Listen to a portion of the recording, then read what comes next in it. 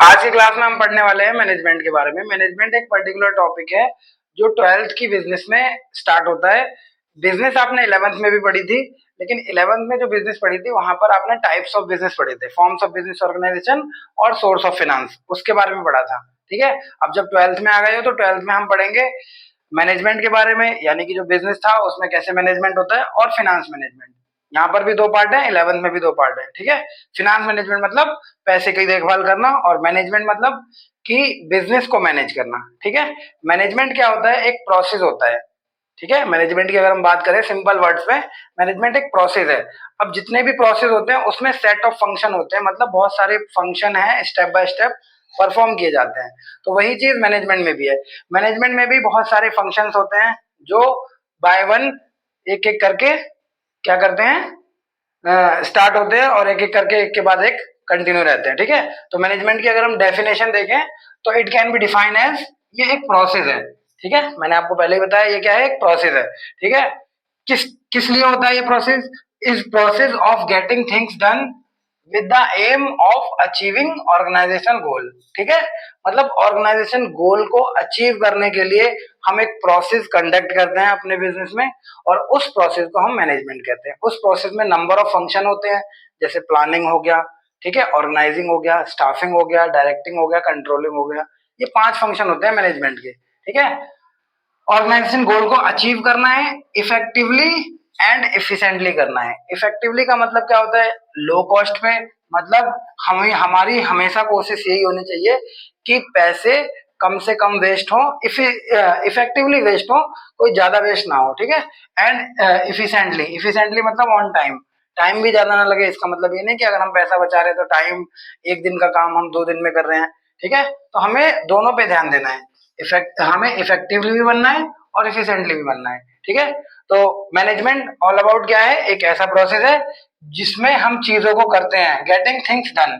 ठीक है, जिसमें हम चीजों को करते हैं, क्यों करते हैं, aim of achieving organisation goal. Organisation goal को अचीव करने के लिए हम क्या करते हैं, चीजों को करते हैं। कैसे अचीव करेंगे, इफेक्टिवली एंड इफिशिएंटली। ठीक है, तो ये हो गया हमारा मैनेजमेंट। अब जैसे बाकी चीजों में फीचर्स होते हैं, लिमिटेशंस होती है, एडवांटेज होते हैं, डिसएडवांटेज होते हैं, ऑब्जेक्टिव भी होते हैं, तो वैसे ही मैनेजमेंट में इसके कैरेक्टरिस्टिक भी हैं, यानी कि इसकी विशेषताएं, और ऑब्जेक्टिव भी हैं, यानी कि इसके उद्देश्य। विशेषताएं मतलब इसकी खूबी क्या क्या है, और उद्देश्य मतलब हम मैनेजमेंट क्यों करते हैं, इसका एम क्या है, मैनेजमेंट करने का एम क्या है। ठीक है, तो जब हम विशेषताओं की बात करते हैं तो यहाँ पर 7 पॉइंट है, जब हम ऑब्जेक्टिव की बात करते हैं तो यहाँ पर 3 पॉइंट है। ठीक है, एक एक करके पढ़ते हैं। तो कैरेक्टरिस्टिक में पहला पॉइंट लिखा हुआ है गोल ओरिएंटेड प्रोसेस। मैनेजमेंट क्या है, गोल ओरिएंटेड प्रोसेस है, मतलब कि एक गोल जब तक आप सेट नहीं करेंगे तब तक आप मैनेजमेंट नहीं कर पाएंगे। एक गोल आपको सेट करना पड़ेगा, एक टारगेट रखना पड़ेगा, और उस टारगेट को अचीव करने के लिए आपको क्या करना पड़ेगा, डिफरेंट फंक्शंस को कंडक्ट करना पड़ेगा। जब उन फंक्शंस को आप कंडक्ट करोगे तो उसे मैनेजमेंट कहते हैं। ठीक है, तो इसीलिए कहते हैं गोल ओरिएंटेड प्रोसेस, मतलब ये एक गोल को अचीव करने वाली प्रक्रिया है। Second, all pervasive function. All pervasive function का मतलब क्या होता है कि मैनेजमेंट सर्वव्यापक है, ये हर जगह है, ये यूनिवर्सल है। छोटे बिजनेस से लेकर बड़े बिजनेस तक, मल्टीनेशनल कंपनीज तक, मैनेजमेंट का इम्प्लीमेंटेशन जो है वो यूनिवर्सल है। आप किसी भी जगह पे जाएंगे, आप अगर अपने स्कूल में भी देखें तो वहां पर भी मैनेजमेंट इम्प्लाइड है। ठीक है, स्कूल अगर सही तरीके से मैनेज है तो वहां पर मैनेजमेंट इम्प्लाइड है। घर अगर सही तरीके से मैनेज है, घर में सारा सामान अगर अपनी जगह पर प्रॉपर जगह पे सेट है, तो वो घर हम क्या कहेंगे, मैनेज्ड है, वेल मैनेज्ड है। और अगर ऐसा नहीं है तो फिर नहीं है मैनेजमेंट। तो मैनेजमेंट क्या है, सर्वव्यापक है, ऑल परवेसिव फंक्शन है। थर्ड नंबर पे आता है कंटिन्यू प्रोसेस। मैनेजमेंट लगातार चलने वाली प्रक्रिया है, ये हमेशा के लिए एक बार में नहीं की जा सकती। ठीक है, आप जब 10th क्लास में थे तो आपने 10th के हिसाब से पढ़ाई की थी, 10th के अकॉर्डिंग अपने सिलेबस को मैनेज किया था, अपने टाइम शेड्यूल को मैनेज किया था। वहां थोड़ा लो लेवल था पढ़ाई का। अब जब आप 12th में हो तो आपको उस लेवल से थोड़ा अपडेट होना पड़ेगा, थोड़ा अपनी जो भी आप पढ़ाई कर रहे हो उसका स्टैंडर्ड थोड़ा बढ़ाना पड़ेगा, टाइम बढ़ाना पड़ेगा। क्योंकि कहीं ना कहीं 10th से अगर हम कंपेयर करें तो 12th थोड़ी सी ज्यादा डिफिकल्ट है ना। तो क्या है कि मैनेजमेंट एक कंटिन्यू प्रोसेस है, ये लगातार चलने वाली है। हम एक बार में हम 10th वाला मैनेजमेंट 12th में नहीं अपना सकते, और 12th के जब आगे बढ़ेंगे तो हमें मैनेजमेंट चेंज करना पड़ेगा अपना। सेम चीज कंपनी में होती है। फोर्थ नंबर है ग्रुप एक्टिविटी। मैनेजमेंट जो है वो ग्रुप एक्टिविटी है, वो सिंगल व्यक्ति नहीं करता मैनेजमेंट। मैनेजमेंट वहां किया जाता है जहां नंबर ऑफ पर्सन एंगेज होते हैं एक काम को करने में, जैसे कंपनी हो गया, फैक्ट्री हो गया, बिजनेस हो गया।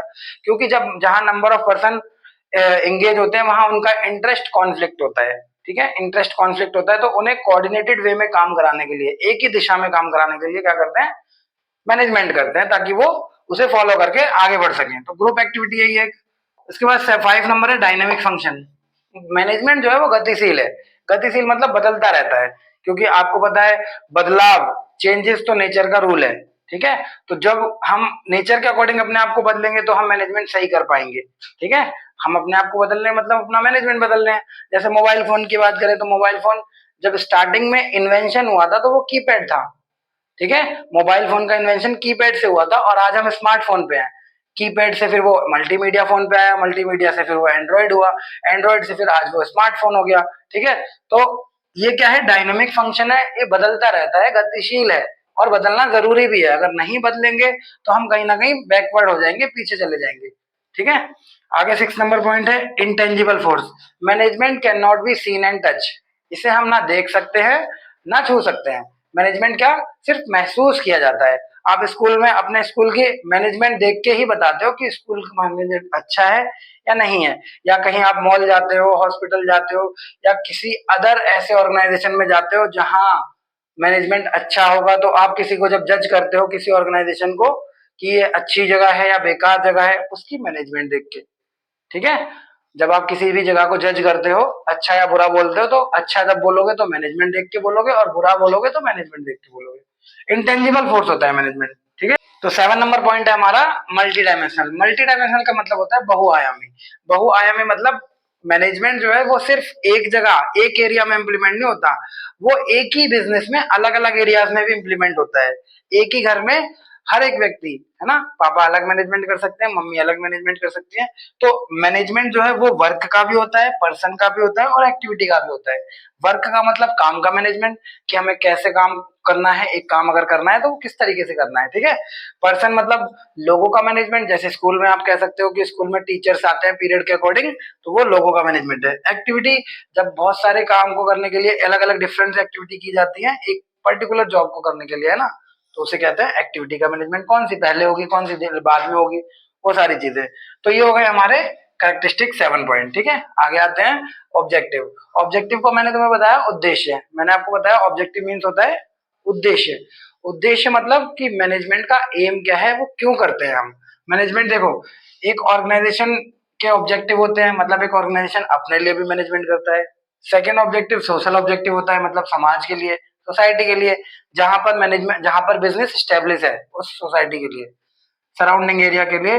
और थर्ड नंबर पे आता है पर्सनल ऑब्जेक्टिव, यानी कि जो बिजनेस में लोग काम कर रहे हैं उनके लिए। ठीक है, तो ऑर्गेनाइजेशन ऑब्जेक्टिव किसे कहते हैं, ऑर्गेनाइजेशन ऑब्जेक्टिव का मतलब जो ऑर्गेनाइजेशन अपने लिए करता है। इसमें 3 आते हैं, सर्वाइवल, प्रॉफिट एंड ग्रोथ।